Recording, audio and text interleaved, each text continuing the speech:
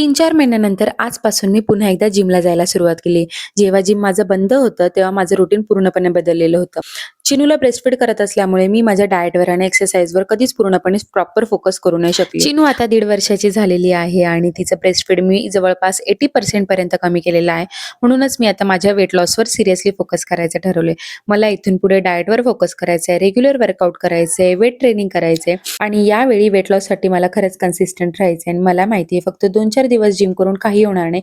Consistency मला खूप ठेवावी लागणार आहे आणि हे सगळं मी तुमच्यासोबत शेअर करायचा नक्की प्रयत्न करेल. चिनूला 1-2 दिवसांपासून कंटिन्यू सर्दी होती आणि आज थोडासा ताप पण आलेला होता म्हणून तिला डॉक्टरांकडे घेऊन गेले. तिथे खूप गर्दी होती. खूप वेळा आम्हाला वाट बघावी लागली. चिनूला खूप जास्त सर्दी झालेली होती म्हणून डॉक्टरांनी तिला वाफ पण घ्यायला सांगितली होती. घरी तर मी तिला वाफ देतेच, पण मी हॉस्पिटलमध्ये तिला वाफ घेऊन घेतली. घरी आल्यावर तिची काळजी करण्यातच माझा पूर्ण वेळ गेला. त्यामुळे मी एकही क्लिप शूट केली नाही. पण आता रात्री फक्त आमची एनर्जी बघा. चला आजचा ब्लॉग इथेच संपवते. पुन्हा भेटूया अशा एका नवीन ब्लॉगमध्ये. Bye bye.